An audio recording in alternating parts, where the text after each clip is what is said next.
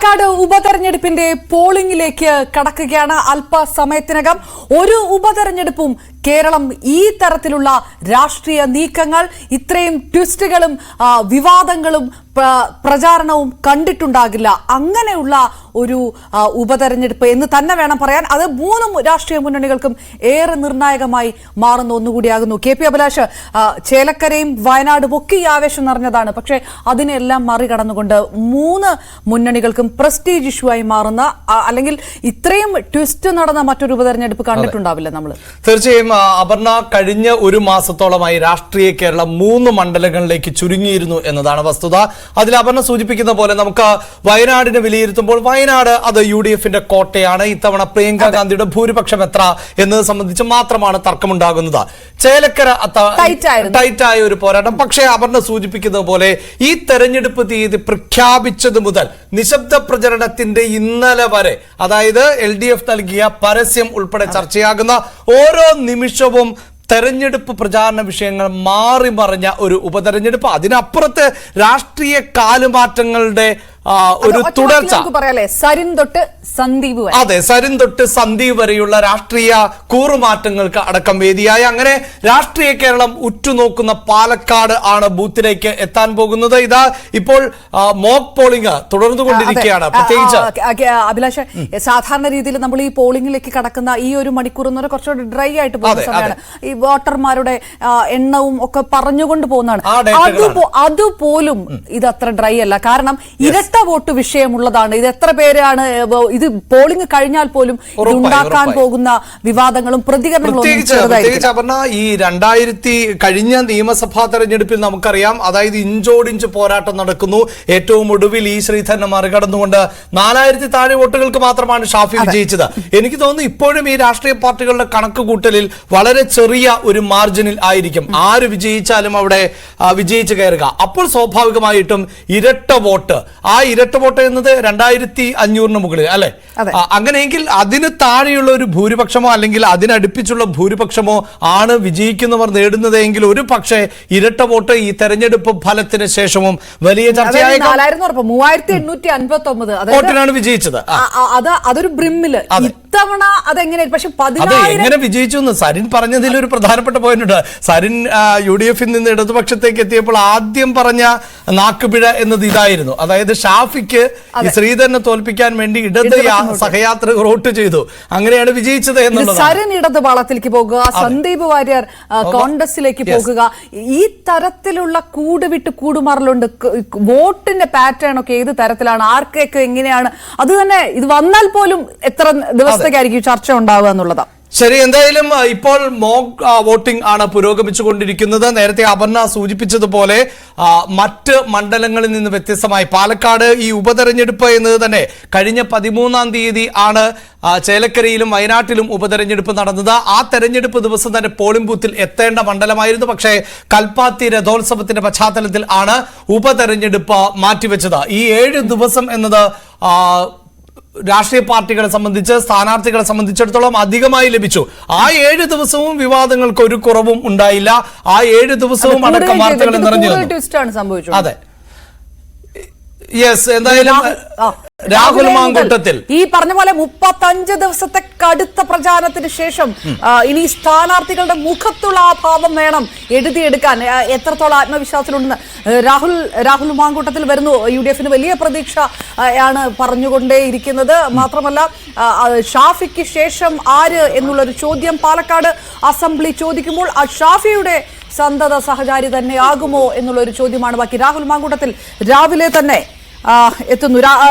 ക്ഷേത്ര ദർശനത്തോടു കൂടിയാണ് എന്ന് തോന്നുന്നു രാഹുൽ മാങ്കൂട്ടത്തിന്റെ ദിവസം ആരംഭിക്കാൻ പോകുന്നത്. അത്തരത്തിൽ സൂചിപ്പിച്ചതുപോലെ ഷാഫിയുടെ പിൻഗാമിയായി യുവനിരയുടെ ഒരു മുഖം എന്ന് തന്നെ കോൺഗ്രസിൽ നിന്ന് വിശേഷിപ്പിക്കാവുന്ന രാഹുൽ മാങ്കൂട്ടത്തിൽ, യൂത്ത് കോൺഗ്രസിന്റെ സംസ്ഥാന അധ്യക്ഷൻ, അതും തെരഞ്ഞെടുപ്പിൽ ചർച്ചയായി. കഴിഞ്ഞ ദിവസം ആണ് ഈ വ്യാജ ID കാർഡ് നിർമ്മാണവുമായി ബന്ധപ്പെട്ട വാർത്തകളൊക്കെ പുറത്തു വന്നത്. പക്ഷേ രാഹുൽ ചോദിച്ചത് അത് ഇന്നലെ ആയിരുന്നല്ലോ വരേണ്ടത്, ഒരു ദിവസം നേരത്തെ വന്നല്ലോ എന്നുള്ളതാണ്. എന്തായാലും അങ്ങനെ വിവാദങ്ങൾ ചർച്ച ചെയ്യപ്പെട്ട മണ്ഡലം. ഭക്തിയിൽ നിറഞ്ഞതായിരുന്നു ഈ പാലക്കാടത്തെ പ്രചാരണം. അത് 3 സ്ഥാനാർത്ഥികളെ സംബന്ധിച്ചിടത്തോളം അത് ഭക്തിയിൽ നിറഞ്ഞത്. അതുകൊണ്ടാണ് ഈ കൽപ്പാത്തി രഥോത്സവ വോട്ടെടുപ്പിനെ ബാധിക്കുകയില്ല.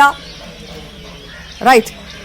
യെസ്, അതാണ്. ഇതാ രാഹുൽ മാങ്കൂട്ടത്തിൽ രാവിലെ തന്നെ ക്ഷേത്ര ദർശനത്തിന് എത്തിയിരിക്കുന്നു. വലിയ ആത്മവിശ്വാസത്തോടു കൂടിയാണ് എന്തായാലും രാഹുൽ മാങ്കൂട്ടത്തിൽ ഈ തെരഞ്ഞെടുപ്പിനെ നേരിടുന്നത്. പലപ്പോഴായി അദ്ദേഹം ആവർത്തിച്ച് പറയുന്നുണ്ട്, പാലക്കാട്ട് തങ്ങൾ വിജയം ഉറപ്പിച്ചു കഴിഞ്ഞു. ഒരു സ്ഥാനാർത്ഥി എന്ന നിലയിലല്ല ആളുകളുടെയൊക്കെ പ്രതികരണങ്ങൾ ഉണ്ടാകുന്നത്, മറിച്ച് ഒരു ജനപ്രതിനിധി എന്ന നിലയിൽ ജനങ്ങളുടെ വിഷയങ്ങളടക്കം തന്നോട് പറയുന്നു എന്നുള്ളതായിരുന്നു രാഹുൽ മാങ്കൂട്ടത്തിന്റെ പ്രതികരണം. എന്തായാലും പാലക്കാടുകാരനല്ലാത്ത രാഹുൽ മാങ്കൂട്ടത്തിലെ പാലക്കാട്ടെ ജനത ഏറ്റെടുത്തു എന്നാണ് പറയുന്നത്. അദ്ദേഹത്തിന് എന്തായാലും വോട്ട് ചെയ്യാൻ സാധിക്കില്ല, അല്ലെ? അതെ, ഏതായാലും 10 സ്ഥാനാർത്ഥികളിൽ രാഹുലിന് ഒരു അപരൻ കൂടി ഉണ്ട്. ഇതിപ്പോ ഇതൊക്കെ തുടക്കത്തിലെ വിഷയങ്ങളാണ്. അപരൻ വോട്ട് പിടിക്കുമോ എന്നതടക്കമുള്ള കാര്യങ്ങളിലേക്ക് പലതരത്തിലുള്ള വിവാദങ്ങൾ വന്നപ്പോൾ സജിത്ത് അവിടെ ഉണ്ട്. TG സജിത്ത് അവിടെ നിന്ന് നമുക്കൊപ്പം ചേരുന്നു. സജിത്ത്, UDF-നെ സംബന്ധിച്ചിടത്തോളം പ്രചാരണം എത്രത്തോളം ശക്തമാക്കാൻ കഴിയുമോ, എത്രത്തോളം ശക്തി പ്രകടനമാക്കി കൊണ്ട് നടക്കാൻ കഴിയുമോ എന്നുള്ളതെല്ലാം ഈ കഴിഞ്ഞ ദിവസങ്ങളെല്ലാം മുന്നിൽ വന്ന കാര്യമാണ്. അതിലൊക്കെ ഏറെക്കുറെ UDF വിജയിച്ചിട്ടുണ്ട് എന്ന് തന്നെ പറയേണ്ടിയിരിക്കുന്നു. അപ്പോൾ യാക്കര ക്ഷേത്രത്തിൽ നിന്ന് രാഹുൽ അകത്തോട്ട് കയറുമ്പോൾ അവിടെ യാക്കര അതിന് തൊട്ടടുത്ത് നിന്ന് തന്നെ TG സജിത്തും ചേരുന്നു. സജിത്ത്, UDF-ന്റെ ക്യാമ്പുകളിൽ എത്രത്തോളം വിജയപ്രതീക്ഷ, പരമാവധി പോളിംഗ് ശതമാനം അനുകൂലമായിട്ട് കൂട്ടാൻ കഴിയുമെന്നുള്ള ഒരു പ്രതീക്ഷയോ പ്രതികരണമോ എന്തെങ്കിലും ഉണ്ടോ? എങ്ങനെയാണ് രാഹുലിന്റെ മുഖത്തെ ഭാവം വായിച്ചെടുക്കുക?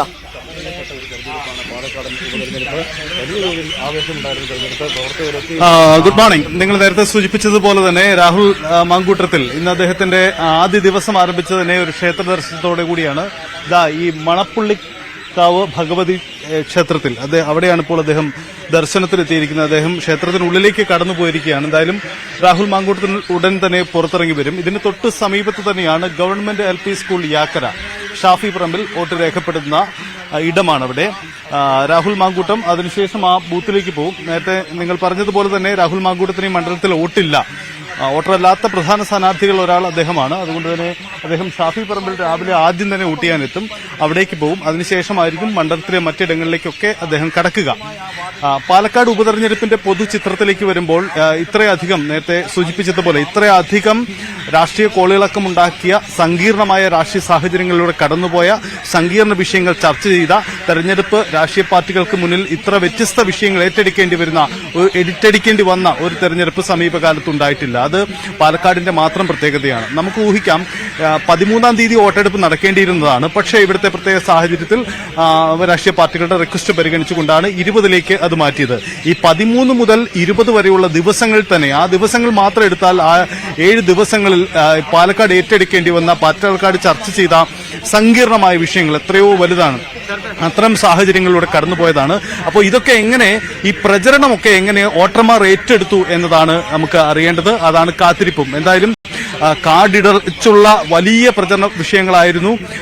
പല പല വിഷയങ്ങളും വിവാദ വിഷയങ്ങളും മാധ്യമങ്ങളിലും അടക്കം കത്തിനിന്നാണ്. പക്ഷേ ഇതെങ്ങനെ ജനങ്ങൾ ഏറ്റെടുത്തു എന്നതാണ് നിർണായകമാവുന്ന കാര്യം. വോട്ടെടുപ്പിന്റെ ഈ ദിവസം ചർച്ച ചെയ്യപ്പെടുക 2 പ്രധാനപ്പെട്ട ഘടകങ്ങളായിരിക്കും. ഒന്ന്, മണ്ഡലത്തിൽ പുതിയതായി കൂട്ടിച്ചേർക്കപ്പെട്ട ഏകദേശം 5000-ഓളം വോട്ടർമാർ, കന്നി വോട്ടർമാരാണ്, പൂർണ്ണമായും കന്നി വോട്ടർമാരാണ്.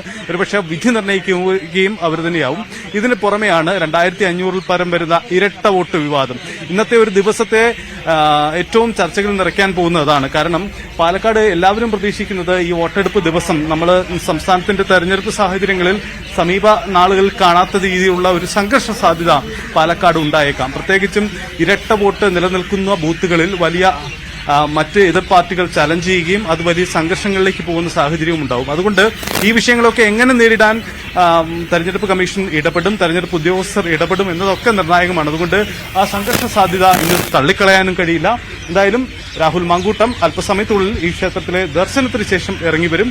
ഇന്നത്തെ ദിവസം, ഇന്നത്തെ ഈ പകൽ ദിനം പാലക്കാടിനെ നിർണായകമാക്കുക ഈ ഇരട്ട വോട്ട് വിവാദവും ഒപ്പം തന്നെ പോളിംഗ് ശതമാനത്തിന്റെ ഏറ്റക്കുറച്ചിലുകളും അതും ഈ ഉപതെരഞ്ഞെടുപ്പിനെ എങ്ങനെ സ്വാധീനിക്കുമെന്നതും വളരെ പ്രധാനപ്പെട്ടതായി മാറി.